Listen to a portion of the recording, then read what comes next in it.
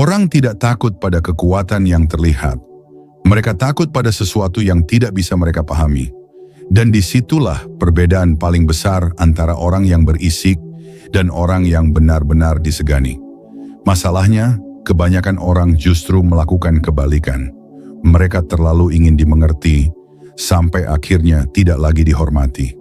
Bahkan dalam studi psikologi sosial, kesan pertama terbentuk hanya dalam hitungan detik, dan seringkali sulit diubah setelahnya. Artinya, sebelum kamu sempat menjelaskan siapa dirimu, orang sudah memutuskan apakah kamu layak dihormati atau tidak. Karena faktanya, orang yang paling dihormati bukanlah yang paling banyak bicara, bukan yang paling sering menjelaskan dirinya, dan bukan juga yang paling terlihat kuat. Justru sebaliknya, mereka yang benar-benar punya wibawa sulit dibaca, tidak reaktif, tidak terburu-buru, dan tidak merasa perlu menjelaskan segalanya. Di dunia yang penuh orang yang berlomba untuk terlihat, yang benar-benar terasa justru mereka yang tidak sibuk menunjukkan diri. Bukan kebetulan. Otak manusia terus mencoba membaca dan memprediksi orang lain. Begitu seseorang terlalu mudah ditebak, terlalu cepat bereaksi, terlalu terbuka, nilainya langsung turun. Sederhana. Yang bisa kamu pahami, jarang kamu takuti. Yang bisa kamu tebak, jarang kamu hormati. Sebaliknya, ketika seseorang menunjukkan kontrol dalam diamnya, dalam cara bicaranya, dan dalam cara dia merespons, muncul satu hal yang tidak perlu dijelaskan, tapi langsung terasa, wibawa. Di video ini kita akan membahas 5 kebiasaan kecil yang diam-diam mengubah cara orang lain mempersepsikanmu. Bukan supaya kamu terlihat menakutkan, tapi supaya orang berpikir 2 kali sebelum meremehkanmu. Dan ingat ini baik-baik, yang terakhir bukan teknik, itu level identitas. Dan disitulah kebanyakan orang gagal. Jadi pastikan kamu nonton sampai akhir. Kalau kamu ingin punya wibawa tanpa harus terlihat memaksa, subscribe sekarang, aktifkan notifikasi, dan kita mulai dari kebiasaan paling sederhana, yang justru paling sering diremehkan. Pertama, tahan lidahmu, biarkan keheningan menekan tanpa suara. Kebiasaan pertama ini terlihat sederhana, tapi justru paling jarang dikuasai. Kebanyakan orang tidak tahan dengan keheningan.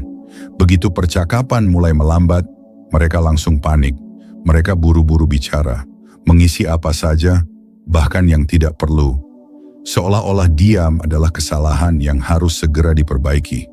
Dan tanpa sadar, disitulah mereka kehilangan posisi. Karena dalam psikologi sosial, keheningan bukan sekadar tidak bicara. Keheningan adalah tekanan yang tidak terlihat. Bayangkan ini, kamu duduk dalam percakapan, lalu tiba-tiba kamu diam. Bukan diam kosong, tapi diam yang sengaja. Seperti lampu yang tiba-tiba dimatikan di sebuah ruangan. Semua orang langsung sadar, fokus berubah, dan tanpa sadar, perhatian berpindah ke kamu. Mereka mulai gelisah, bukan karena kamu melakukan sesuatu, tapi karena kamu tidak melakukan apa-apa. Dan di dalam kepala mereka, sesuatu mulai berjalan. Dia kenapa diam? Dia lagi mikir apa? Apa dia menilai gua? Dalam psikologi, ini disebut cognitive load. Saat kamu diam, otak orang lain dipaksa bekerja lebih keras untuk membaca situasi. Tekanan ini menciptakan social pressure, dorongan tak nyaman yang membuat mereka ingin segera mengisi kekosongan itu. Dan karena manusia cenderung mengisi kekosongan dengan asumsi, perception bias mulai bermain. Mereka menilai kamu, bahkan sebelum kamu benar-benar bicara. Keheningan memaksa orang lain mengisi ruang itu dengan pikiran mereka sendiri. Dan disitulah kamu mulai naik posisi tanpa berbicara. Ini yang disebut dominasi halus. Bukan dengan tekanan fisik, tapi dengan kontrol atas ruang. Sebaliknya, orang yang terus berbicara sebenarnya sedang menghindari satu hal, ketidaknyamanan. Dan seringkali itu terbaca sebagai kebutuhan untuk diterima. Perhatikan dalam diskusi, siapa yang paling ditunggu suaranya? Bukan yang paling sering bicara, tapi yang diam sampai akhirnya memilih untuk bicara. Dan saat itu terjadi, semua orang berhenti. Mulai sekarang, latih satu hal kecil, jangan buru-buru merespon. Biarkan jeda itu hidup beberapa detik. Bukan karena kamu kehabisan kata, tapi karena kamu tidak sembarangan menggunakannya.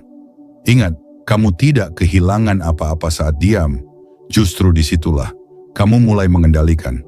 Tapi satu hal yang perlu kamu pahami, diam saja belum cukup. Karena cara kamu berbicara akan menentukan apakah tekanan itu bertahan atau hilang begitu saja. Kedua, perlambat bicaramu, paksa orang masuk ke duniamu. Setelah kamu menguasai diam, sekarang masuk ke kesalahan yang paling sering menghancurkan wibawa tanpa disadari, cara kamu berbicara. Kebanyakan orang berbicara seperti sedang dikejar, cepat, terburu-buru, seolah-olah kalau mereka tidak segera selesai, mereka akan kehilangan kesempatan untuk dianggap penting. Padahal disitulah masalahnya. Semakin cepat kamu bicara, semakin kamu terlihat seperti sedang meminta waktu orang lain. Dan orang yang meminta jarang dihormati. Orang yang berwibawa tidak pernah terdengar terburu-buru, karena mereka tidak sedang mengejar perhatian. Mereka menetapkan ritme. Bayangkan percakapan seperti arus.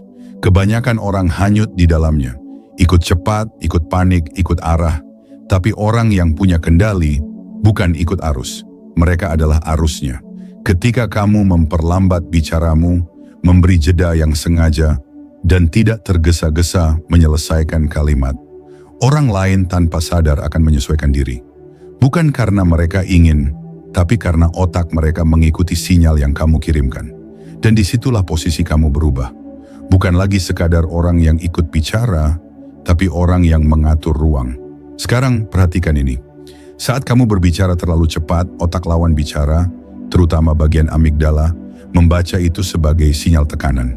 Ini memicu peningkatan kortisol, hormon stres, yang membuatmu terlihat tidak stabil dan sulit dipercaya.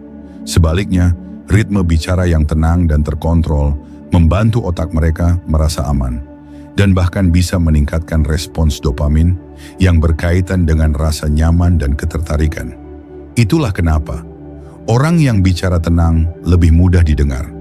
Secara psikologis, ritme lambat memberi satu pesan kuat. Kamu tidak tertekan, tidak terburu-buru, dan tidak butuh validasi saat itu juga.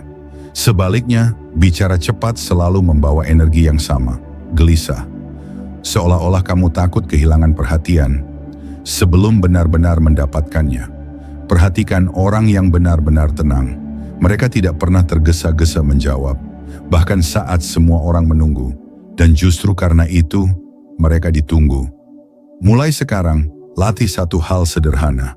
Perlambat, beri jeda, potong semua kata yang tidak perlu. Ingat, kamu tidak sedang ikut percakapan. Kamu sedang membuat orang lain masuk ke ritmemu. Tapi ini baru permukaan. Karena kontrol dalam bicara tidak akan berarti apa-apa kalau kamu masih kehilangan kendali saat emosimu ditekan. Ketiga, jangan bereaksi buat mereka bingung membacamu. Sekarang kita masuk ke level yang lebih dalam. Bukan lagi tentang apa yang kamu katakan, tapi bagaimana kamu mengendalikan dirimu saat ditekan. Masalahnya, kebanyakan orang terlalu mudah terpancing. Sedikit disindir, langsung membalas. Sedikit diremehkan, langsung emosi. Dan tanpa sadar, disitulah langsung emosi. Dan tanpa sadar, disitulah mereka kehilangan kendali. Karena reaksi yang terlalu cepat bukan tanda kekuatan. Itu tanda bahwa kamu bisa ditekan dan dikendalikan. Bayangkan emosi sebagai umpan. Orang lain melemparkannya, berharap kamu menggigit.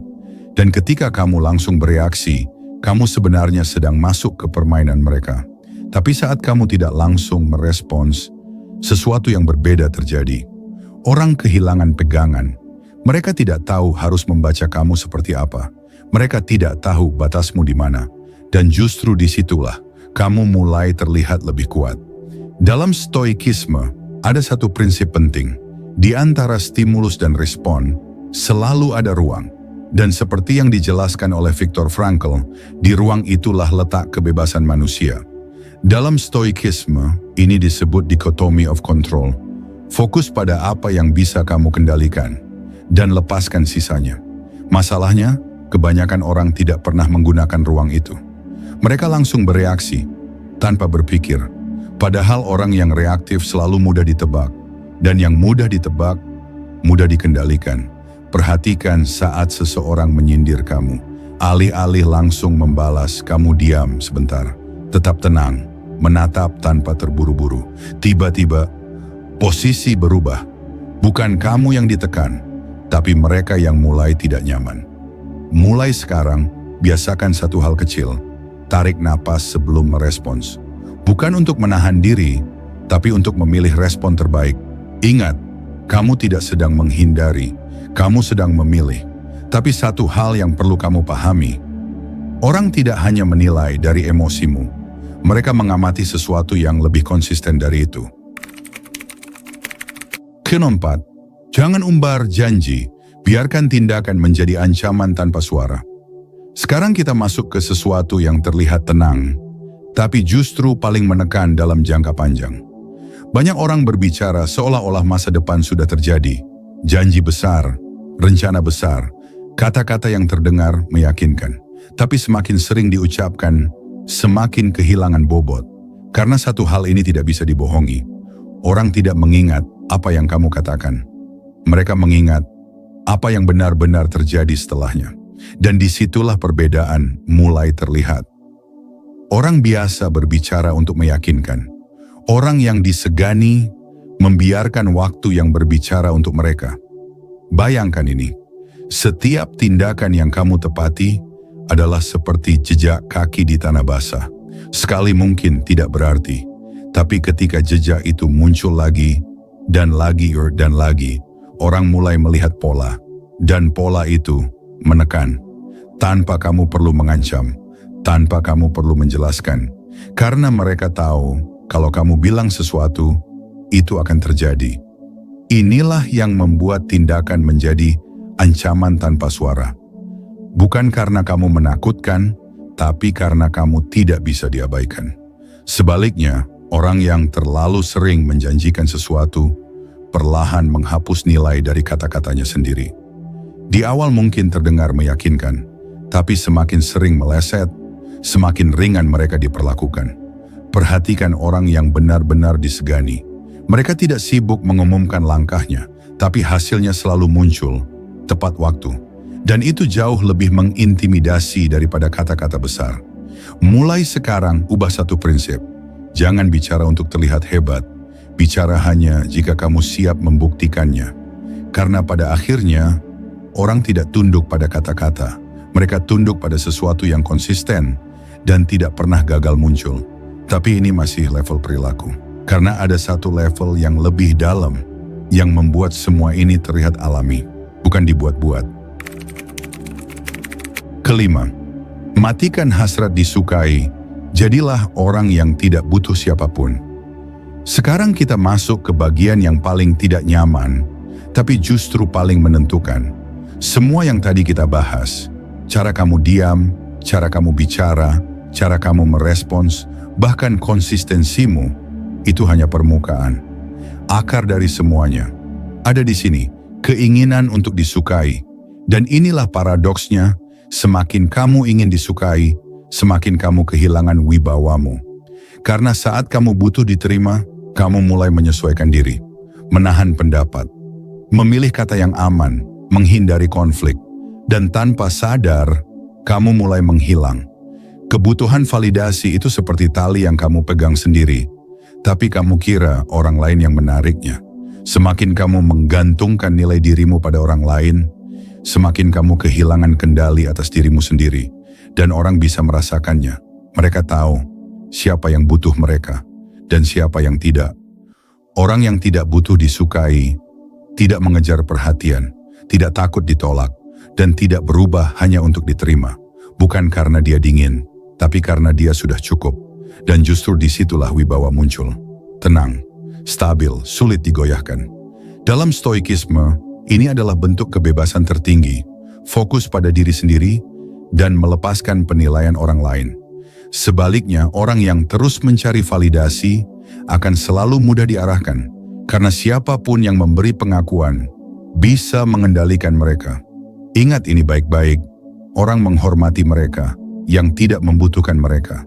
Ini bukan tentang menjauh dari orang lain. Ini tentang tidak kehilangan diri sendiri demi mereka. Karena pada akhirnya, Wibawa bukan sesuatu yang kamu bangun di luar. Wibawa adalah efek samping dari seseorang yang sudah selesai dengan dirinya sendiri. Dan semua kebiasaan yang kita bahas tadi hanyalah bayangan dari satu hal ini. Penutup. Kalau kita ringkas, semua yang kita bahas hari ini sebenarnya sederhana. Keheningan yang kamu kuasai, ritme bicara yang kamu kendalikan, cara kamu merespons tanpa reaksi berlebihan, konsistensi antara kata dan tindakan, dan yang paling dalam, kemandirian emosional. Tapi ingat, ini bukan teknik manipulasi, ini bukan cara untuk terlihat kuat, ini adalah proses membentuk karakter, perlahan tapi nyata. Karena pada akhirnya, orang bisa merasakan mana yang dibuat-buat dan mana yang benar-benar datang dari dalam. Sekarang saya ingin tanya ke kamu, dari 5 kebiasaan tadi, mana yang paling sulit kamu lakukan dalam mana? Yang paling sulit kamu lakukan dalam kehidupan sehari-hari? Tulis di kolom komentar. Saya ingin baca dan tahu perspektif kamu.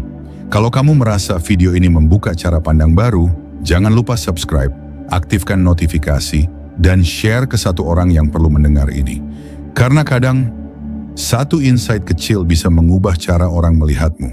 Dan ingat, orang tidak takut pada suara keras, mereka takut pada ketenangan yang tidak bisa mereka kendalikan.